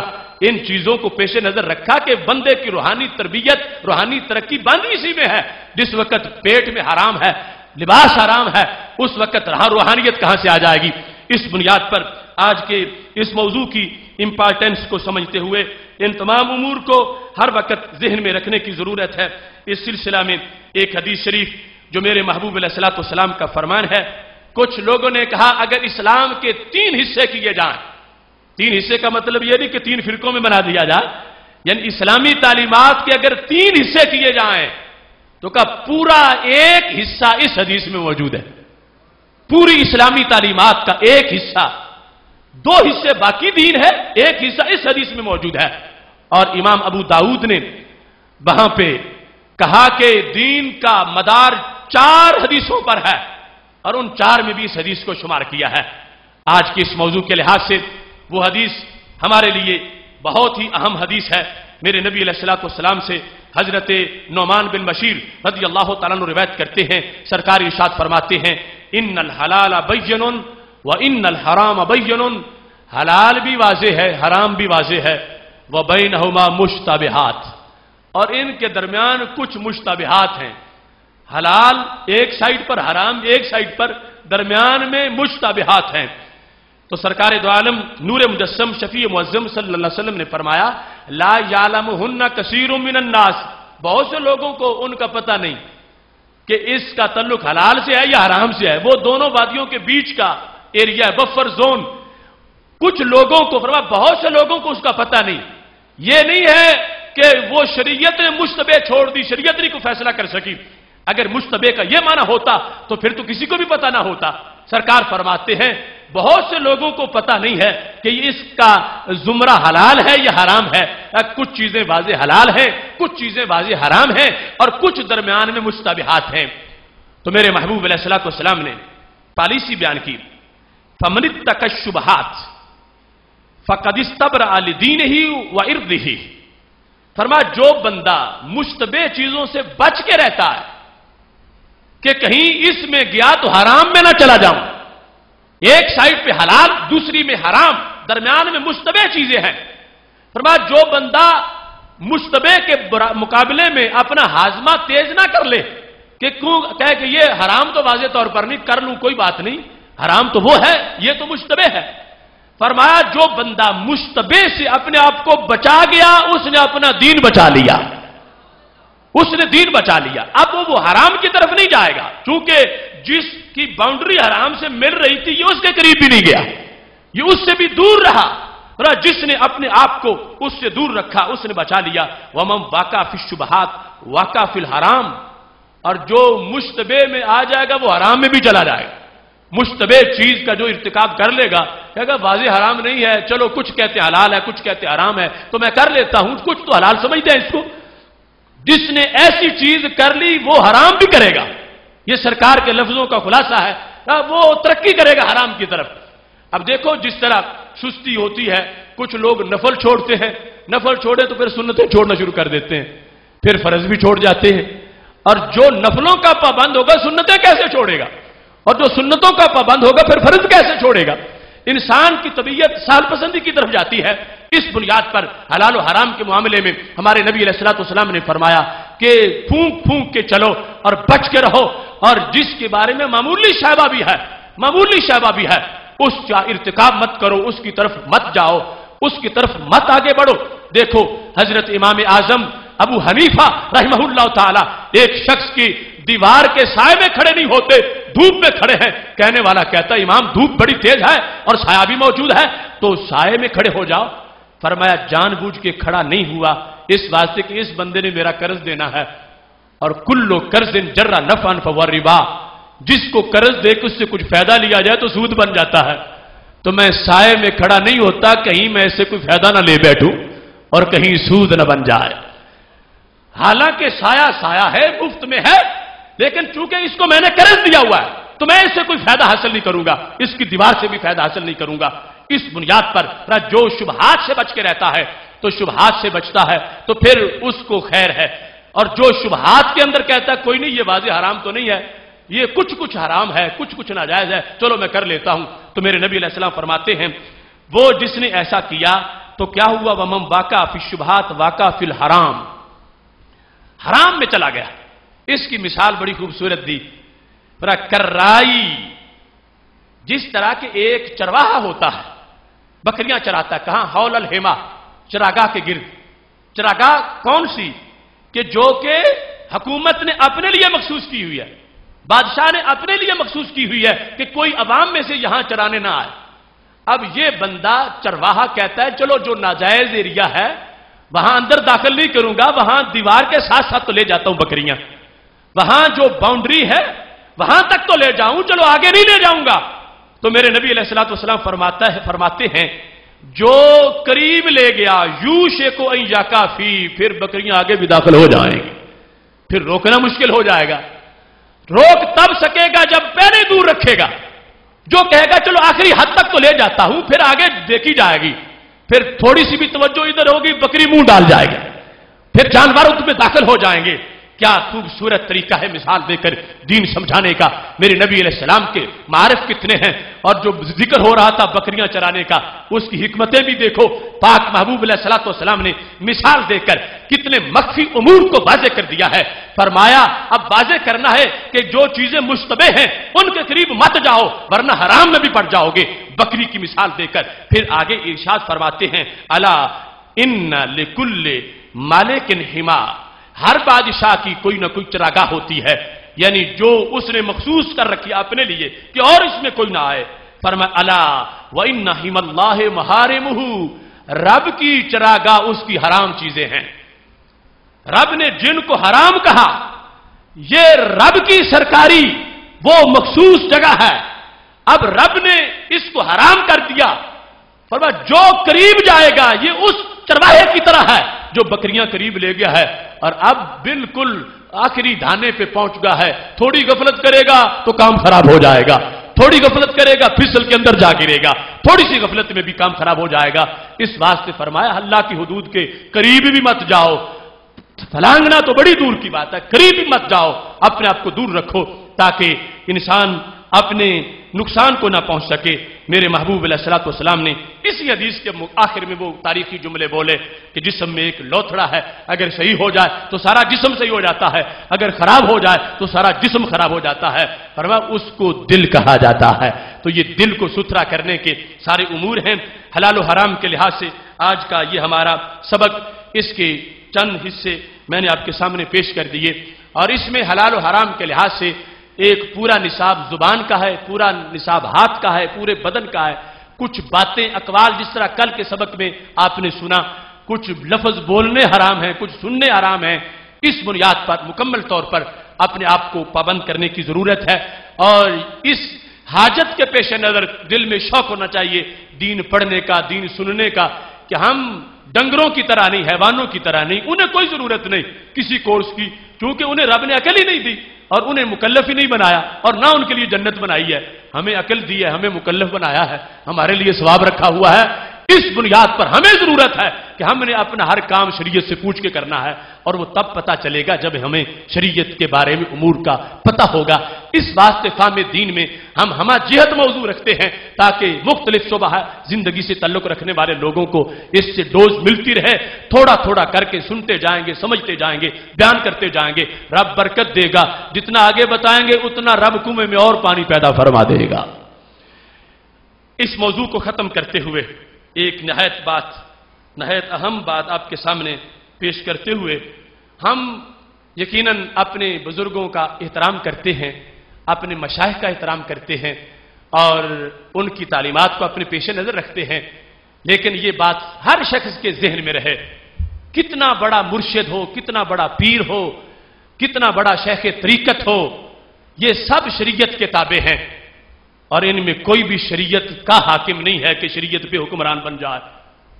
اس واسطے کسی مقام پر بھی اگر کوئی شخص شریعت کو چھوڑ کر اپنی مرضی پہ لوگوں کے چلاتا ہو تو اس وقت اس کی مرضی کو قبول نہ کیا جائے، اور جس وقت شریعت کی خلاف ورزی کو اپنی طریقت قرار دے رہا ہو اس وقت اس طریقت کو طریقت نہ سمجھا جائے، اور کوئی شخص بھی اپنا یہ دین نہ سمجھے کہ چونکہ میرے پیر نے کہہ دیا ہے لہذا اگرچہ حرام ہے میں تو کروں گا، پیر نے کہہ دیا، چونکہ میرے پیر نے کہہ دیا ہے، میرے استاد نے کہہ دیا ہے، میرے لیڈر نے کہہ دیا، میرے قائد نے کہہ دیا ہے لہذا میں نے تو کرنا ہی ہے۔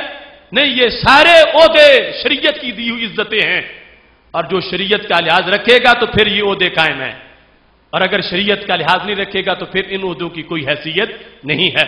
میں سلام کرتا ہوں اپنے مشائخ کو، اہل سنت کے بزرگوں کو، تصوف و طریقت کے حقیقی وارثوں کو۔ اگر کسی نے ان امور کو پڑھنا ہو تو دیکھ لو حضرت مجدد الفسانی رحمۃ اللہ علیہ کے مکتوبات شریف، وہ طریقت کا ایک سلیبس ہے، اور وہاں پر ان ایک ایک چیز کو ڈسکس کیا گیا ہے۔ اگر کسی نے دیکھنا ہو معارف کو، دیکھ لو فتاوی رضویہ کو۔ اعلی حضرت فاضل بریلوی رحمۃ اللہ علیہ نے شریعت اور طریقت کے امور کے جو دائرے ہیں ان کے لحاظ سے بات کی ہے، اور ہر تصوف کا شعبہ، خواہ وہ ہمارے مشائخ چشت ہوں، نقش بندی ہوں، سہروردی ہوں، قادری ہوں، ہر ایک پیر طریقت اسی شریعت کے جھنڈے رہا ہے، اور اسی کی انہوں نے ہمیں تبلیغ کی ہے۔ یہ میرے پاس ملفوظات میریہ ہیں، حضرت سیدنا پیر میر علی شاہ صاحب رحمۃ اللہ علیہ گولڑا شریف والے، ان کا ایک ملفوظ تمہارے سامنے پیش کر رہا ہوں۔ اس میں بات ہو رہی تھی مزارات پر حاضری کے لحاظ سے، یہ صفحہ نمبر 30 ہے اور ملفوظ نمبر 17 ہے۔ یہاں پر انہوں نے چند امور کو بیان کیا، اور پھر بطور خاص اختصار سے صفحہ نمبر 43 ملفوظ نمبر 29 آپ کے سامنے پیش کر رہا ہوں۔ کاتب الحروف کہتا ہے یہاں پر ان امور کو وضاحت سے بیان کرتے ہوئے کہ ایک شخص ایک دن حافظ قوال موزہ لاوا والا مسجد میں حضور کے قریب آیا، چونکہ اس نے خلاف عادت اپنی داڑھی کو قصر کروایا تھا، یعنی پہلے داڑھی پوری تھی اور چھوٹی کروا کے آ گیا، تو حضور نے فرمایا، یعنی پیر سید میر علی شاہ صاحب نے، حافظہ یہ تو نے نہیں سنی حدیث کس الشوارب وآف اللحا، کہ سرکار نے فرمایا مونچھیں پست کرو اور داڑھی لمبی کرو، اور تو داڑھی چھوٹی کروا کے آ گیا ہے۔ تو گرفت کی اسی وقت یہ حق ہے پیر کا، لیکن جب خود اس دولت سے مالا مال ہوگا تو پھر آگے وہ دوسروں کو بھی کہے گا۔ آج چونکہ سوال کی نشست بھی تھی، اس میں بھی یہ سوال ہے جس میں اس لحاظ سے پوچھا گیا کہ کچھ پیروں کی داڑیاں نہیں ہوتی اور تم داڑھی کو بڑا ضروری قرار دے رہے ہو۔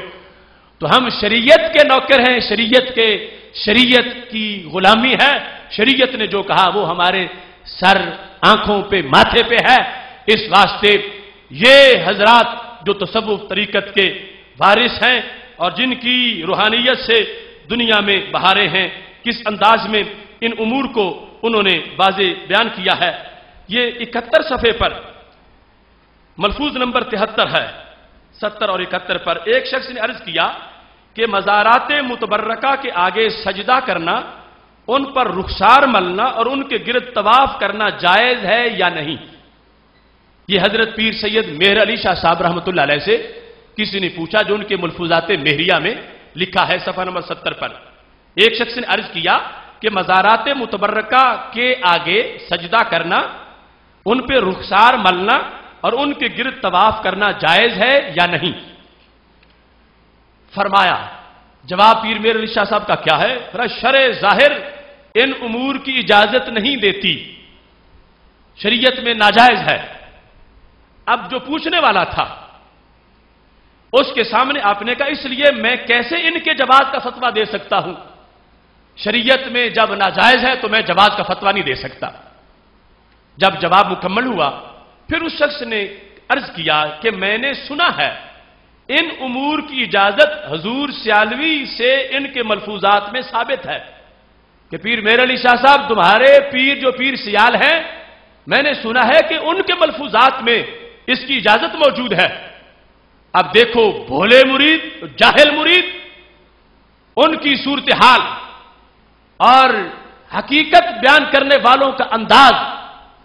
حضرت پیر سید میر علی شاہ صاحب نے جب یہ سنا کہ یہ میرے پیر کے متھے جہالت لگا رہا ہے، کہ ان کا حوالہ دے کر یہ ثابت کرنا چاہتا ہے کہ مزاروں کو کوئی سجدہ کر لے اور وہاں طواف کر لے، تو حضرت پیر سید میر علی شاہ صاحب کا جواب سنو، بڑا جامع اور مانے۔ فرمایا کہ وہ میرے پیر و مرشد ہیں، پیر سیال میرے پیر و مرشد ہیں، میں ان کے حال سے تم لوگوں کی نسبت زیادہ واقف ہوں۔ وہ میرے پیر و مرشد ہیں اور میں ان کے حال سے تم لوگوں کی نسبت زیادہ واقف ہوں۔ اللہ تعالیٰ کا جو فرمان ہے اور اس کے رسول پاک صلی اللہ علیہ وسلم نے جو بیان فرمایا ہے وہ ہمارے لیے شریعت ہے۔ اللہ تعالیٰ کا جو فرمان ہے اور رسول اللہ صلی اللہ علیہ وسلم نے جو فرمایا وہ ہمارے لیے شریعت ہے۔ اب میرے پیر ہیں، میں ان کو تم سے بہتر جانتا ہوں، تم ان کی طرف ایسی چیزیں مت منسوب کرو، وہ میرے پیر ہیں۔ شریعت میری کیا ہے؟ جو رب نے فرمایا ہے۔ شریعت وہ ہے جو نبی علیہ السلام نے فرمایا ہے، اور یہی ہے فرمایا سب کی شریعت، میرے پیروں کی شریعت، سب کی شریعت۔ تو جامع جواب کے اندر یہ حوصلہ ہونا چاہیے ایک مرشد، ایک رہبر، ایک لیڈر، ایک عالم، ایک پیر کے اندر، کہ ایسا نہ ہو کہ اس کو کوئی تھوڑا سا دبائے کہ تمہارے تو فلاں حضرت صاحب ایسے کہہ رہے تو تم ایسے کہہ رہے ہو، اور وہ جو حوالہ دیا جا رہا ہو شریعت کے خلاف دیا جا رہا ہو تو اسے بتایا جائے کہ تم نہیں سمجھتے اور تمہاری روایت کمزور ہے، تمہاری درایت کمزور ہے، تمہیں سمجھ ہی نہیں ہے کہ کسی نے لکھا کیا ہے، کسی نے پڑھا کیا ہے یا ہوا کیا ہے۔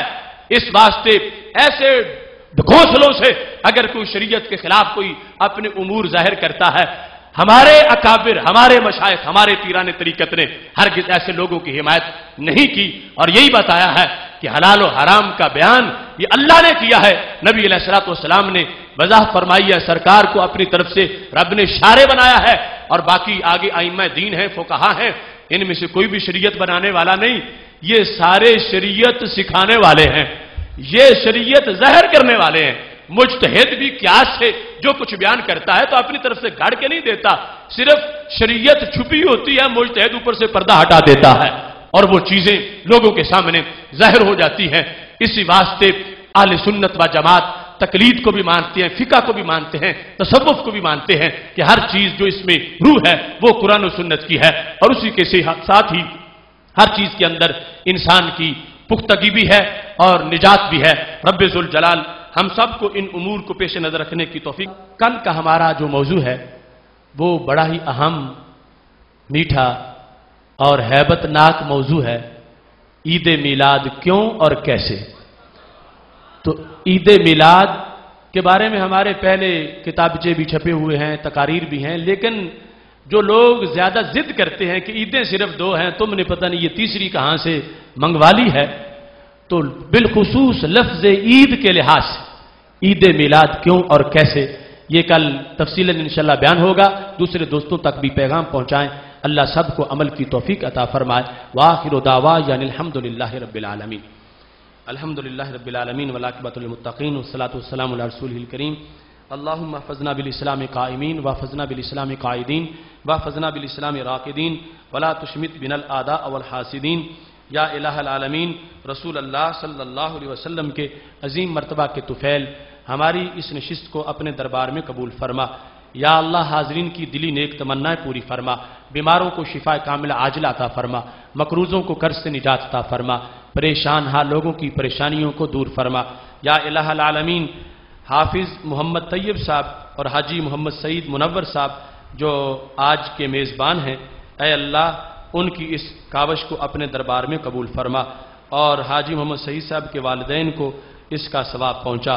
یا الہ العالمین، سب کی دلی نیک تمنائیں پوری فرما، بیماروں کو شفا کاملہ عاجلہ عطا فرما، مقروضوں کو قرض سے نجات عطا فرما، جو بے اولاد ہیں ان کو نیک اولاد عطا فرما، اور جو اولاد نرینہ سے محروم ہیں ان کو اولاد نرینہ عطا فرما، جو اصحاب اولاد ہیں ان کو اپنی اولاد کی صحیح تربیت کی توفیق عطا فرما۔ آج شیخ الاسلام حضرت خواجہ قمر الدین سیالوی رحمہ اللہ تعالیٰ کا عرس مقدس ہے، تمام دعا کریں اے اللہ ان کے مرکز پرنور پر کروڑوں رحمتیں نازل فرما۔ صوفی محمد رشید صاحب کہ چھوٹے بھائی بیمار ہیں ان کے لیے دعا کریں، اے اللہ ان کو شفا کامل عاجلہ عطا فرما۔ آج یوم بدر کے حوالہ سے بالخصوص ایک بار الحمد شریف اور 3 بار کل شریف پڑھ کے میرے ملک کریں تاکہ ان عظیم نفوس قدسیہ کی ارواح کو ایصال ثواب کیا جائے۔